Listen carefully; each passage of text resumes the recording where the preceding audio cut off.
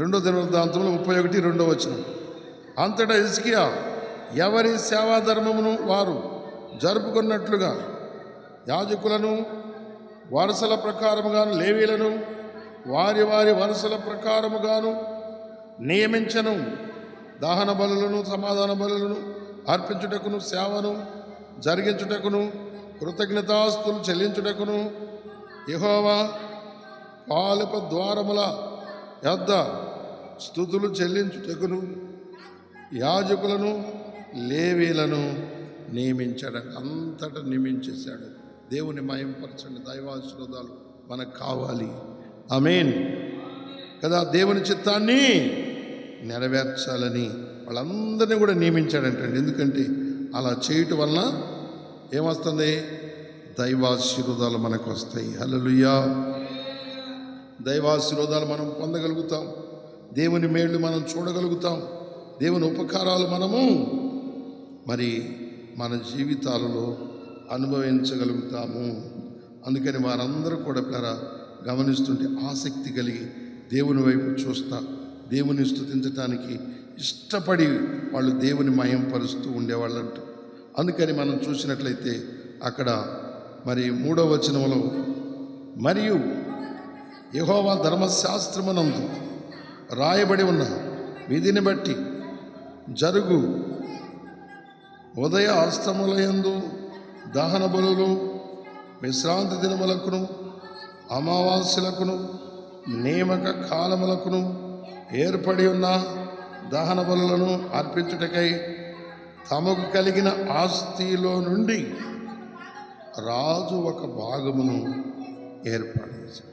దేవుని స్తుతించడానికి, దేవుని ఘనపరచడానికి, దేవుని మహిమపరచడానికి, దేవుని ఆరాధించడానికి ఒక భాగాన్ని సిద్ధం చేశాడంటే, ఒక భాగాన్ని సిద్ధం చేశాడంటే. ఎందుకంటే దేవుని మహిమపరచాలి. నన్ను దేవుడు రాజుగా చేశాడు. మరి నేనేం చేయాలి? ఆస్తిలో దేవుడికి ఇచ్చి దేవుని ఘనపరచాలి. ఎందుకంటే భక్తి కలిగిన వాళ్ళు ప్రతి విషయంలో కూడా ఏదైనా తనకు ఉందంటే ఏం చేస్తారు వాళ్ళు? దేవునికి నేను మహిమపరచాలి, దేవుని ఘనపరచాలని, దేవుడికి ఆయన చిత్త ప్రకారం ఆ కాలంలో బలులు, నైవేద్యాలు ఏమండి ఉదయ అస్తమయములందు, ఉదయము అస్తమయమందు ఆ బలులు, నైవేద్యాలు అర్పిస్తూ ఉండేవాడు. ఆ యొక్క క్రమం. కానీ ఇప్పుడు ఈ కాలంలో అయితే ఉదయము, సాయంత్రము, మధ్యాహ్నం 3 పూట్ల ప్రార్థన చేసుకుంటూ ఉంటాం. హల్లెలూయా. మరి ఆ కాలంలో ఏం చేసేవాళ్ళు? ఈ కాలంలో ప్రార్థనే బలి. ఆ కాలంలో నైవేద్యాలు, బలులు, మళ్ళా పాపాలు చేస్తూ ఉండేవాళ్ళు వాళ్ళు. కానీ ఈ కాలంలో పాపం చేసేది లేదు. మనం ప్రార్థనలు చేసుకుంటూ ఆత్మ సంబంధంగా మనం నడుచుకోవాలి. ఒకసారి అలా చెబుదామా గట్టిగా? ఆ రీతిగా వాళ్ళు చేశారు. ఆ రీతిగా వాళ్ళు చేసి దేవుని ఏర్పాటును గుర్తించి దేవుని ఆరాధించడానికి సిద్ధపడినప్పుడు మరి ఆ ఆరాధనకి కావాల్సినవన్నీ ఏం కావాలి? ఆరాధనకు కావాల్సినవన్నీ అర్పించడానికి, నైవేద్యాలు అర్పించడానికి కావాలి కదా వస్తువులు. అవన్నీ కూడా రాజు ఇచ్చాడు.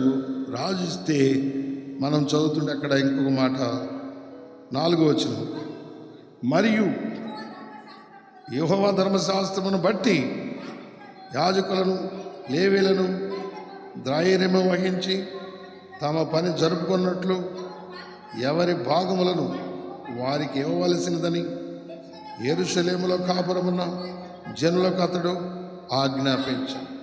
వాళ్ళందరూ సేవ చేయాలి కదా. మరి సేవ చేయాలంటే వాళ్ళకేం కావాలి? భోజనం కావాలి కదా. వాళ్ళకి ఉద్యోగం లేదుగా, వ్యాపారాలు లేవుగా. ఇప్పుడు నేనున్నాను, సేవ చేస్తా, నేను వెళ్ళి ఉద్యోగం చేయడానికి లేదు కదా. అందుకని నేను మరి ఇక్కడ సేవ చేయడానికి మీరు దర్శన భాగాలు, కానుకలు అవి తీసుకొచ్చి ఇస్తూ ఉంటారు. అవునా? మనం మీటింగ్ చేసాం. మనం మీటింగ్కి దగ్గర మనం 70-80 వేలు, 1 లక్ష రూపాయల దాకా అయింది. అవన్నీ నా డబ్బులు కాదుగా. ఎవరి డబ్బులు? ప్రేమించి దేవుని పనికి ఇచ్చారు. హల్లెలూయా కదా. మనం ఇది తీసుకున్నాం, ఈ బలిపీఠం కొన్నాం, దీన్ని ఈ బలిపీఠం కొరకు ప్రేమించి ధనం ఇచ్చారు. దేవుని మహిమపరచాలి నేను. హల్లెలూయా. ఈ సంవత్సరంలో దేవుణ్ణి నేను కనపరచాలి, మేము మయంపరచాలని, దేవుని కొరకు ఈ బలిపీఠాన్ని తీసుకోవాలి, ఏదో ఒకటి చేయాలి, దేవుని మయంపరచాలి. హల్లెలూయా. దేవుని కొరకని అలాగా. మరి కొంతమంది అది ఇది మేము ఈ సంవత్సరం నుంచి అనుకున్నాం, ఇంకా మనము ఏదో అద్దెకి తీసుకొచ్చి పెట్టుకోకుండా అన్నీ మనమే కలిగి దేవుని పని చేసుకోవాలి. చేయగలుగుతావా? చేయలేవా? అంటే డబ్బు మీదే ఆధారపడి సేవ చేయకుండా మనం దేవుడి మీద ఆధారపడి మనమందరం మనకు కలిగి ఉన్న వాటినే వాడుకొని అవి దేవుడి కొరకే ఆ పనిముట్లన్నీ సిద్ధపరుచుకొని మనం చేయాలి అని. చేయగలుగుతామా? చేయలేమా? చెప్పండి. చేయగలుగుతాం. హల్లెలూయా. అందుకని జనులందరినీ దేవుడు ఆశీర్వదించడం వల్ల వాళ్ళందరూ కూడా రాజు ఇచ్చాడు, మేము కూడా ఇవ్వాలని వాళ్ళు తీసుకొస్తే ఏమండి, తీసుకొచ్చి అక్కడ పెడుతున్నప్పుడు అంట చూడండి 5వ వచనం, ఆ ఆజ్ఞ వెల్లడేగుటతోడనే ఇశ్రాయేలీయులు తమ ప్రథమ ఫలములైన ధాన్య ద్రాక్షరసములను, నూనెను, తేనెను, సస్య ఫలములను విస్తారముగా తీసుకుని వచ్చిరి. సమస్తమైన వాటిలో నుండి 10వ వంతును విస్తారముగా, ఏదో కొంచెం తీసుకొచ్చిరా. దేవుడి మీద ప్రేమతో ఇంతవరకు మేము దేవుడికి ఏదేదో చేసాము, దేవుని బాధ పెట్టాము, ఇప్పుడంతా దేవుడి మీద హృదయపూర్వకంగా తీసుకొచ్చారంటండి. హల్లెలూయా. విస్తారంగా తీసుకొచ్చారంట. తర్వాత 6వ వచనం, యోధా పట్టణములలో కాపురమున్న ఇశ్రాయేలు వారును యోధా వారును ఎద్దులలోను గొర్రెలలోను 10వ వంతును తమ దేవుడైన యెహోవాకు ప్రతిష్ఠితులైన వస్తువులతో 10వ వంతును తీసుకొని వచ్చి కుప్పలుగా కూర్చారంటే ఆ కుప్పలన్నింటిని తీసుకొచ్చి అక్కడ పెడతా ఉన్నారంట. ఎందుకంటే దేవుని మయంపరచాలి, కనపరచాలి. హల్లెలూయా. దేవుని చిత్తాన్ని నెరవేర్చాలని కుప్పలుగా తీసుకొచ్చారంట. హల్లెలూయా. ఎందుకంటే అలాగా దేవుని స్తుతించాలని. 7వ వచనంలో చూస్తే, వారు 3వ మాసమందు కుప్పలు వేయ ఆరంభించి 7వ మాసము మందు ముగించిరి. హిజ్కియాయు ఆ అధిపతులు వచ్చి ఆ కుప్పలు చూసి యెహోవాను స్తుతించి ఆయన జనులైన ఇశ్రాయేలును దీవించిరి. అందరూ కూడా మార్పు చెందితారా. వాళ్ళందరూ విశాలమైన హృదయాలతో తీసుకొచ్చి కుప్పలేసారంట.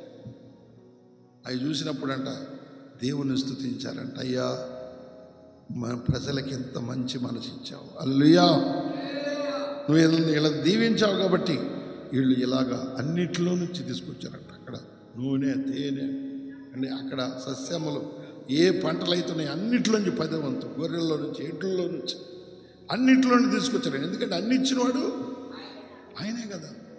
కాబట్టి ప్రతి దానిలో నుంచి వారు 10వ వంతు తీసుకొచ్చి దేవుడికి సమర్పించారంట. హల్లెలూయా. అప్పటిదాకానేమో రకరకాలైన వాటికి సమర్పించారు, కానీ అప్పటి నుంచి దేవునికి సమర్పించారు. హల్లెలూయా. దేవుని పని బాగా జరగటానికి ఆ లేవీలందరూ సేవ చేయడానికి వాళ్ళందరికీ కూడా వాళ్ళ వంతులు ఉంటాయి కదండి. ఆ వంతులన్నీ కూడా ఇవ్వటానికి అక్కడ కుప్పలు ఉన్నాయంటండి. హల్లెలూయా. ఈరోజు కొరత అంటూ ఉండటానికి, అలాగే మన పరిచర్లు కూడా కొరత అంటూ ఉండటానికి లేదు ఏది. అందుకని మనం చేయగలమని మిమ్మల్ని అడిగా నేను. హల్లెలూయా. చేయగలం, ఎందుకు చేయలేము? మన దేవుడు ఆశీర్వదిస్తాడు. ఇప్పటివరకు దీవించాడు, ఇంకా దీవిస్తాడా? దీవిస్తాడండి. ఇప్పటివరకు దీవించాడు, ఇంకా దీవిస్తాడు, ఇంకా బలపరుస్తాడు. మనము ఏమాత్రం కూడా వెనుకంజ వేయకుండా, దేవుని విషయాల్లో మనం నిర్లక్ష్యంగా ఉండకుండా ఆసక్తిగా ఉంటే దేవుడు ఎందుకు దీవించడు? ఆయన దీవెనకరంగా మారుస్తాడు. హల్లెలూయా. అబ్రాహాము దేవుని కొరకు అన్ని విడిచిపెట్టి వస్తే అబ్రాహాముకు వాగ్దానం చేశాడు, నీ సంతానమునకు దేశములన్నీ కూడా ఇస్తానన్నాడు.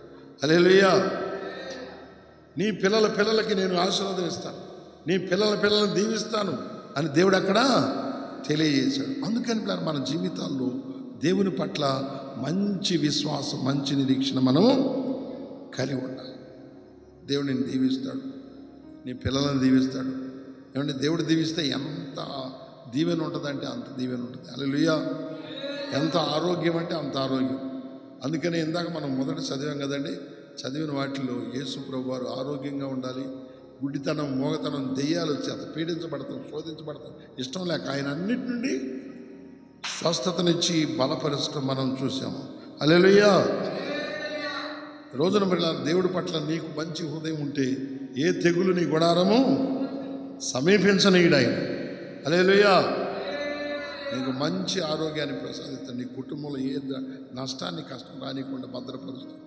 అందుకని ఆయన అటువంటిదిగా మనం ఆరోగ్యకరంగా ఉండాలని ఆయన ఉద్దేశం. 2 చేతులు చెబుదాం. హల్లెలూయా. హల్లెలూయా.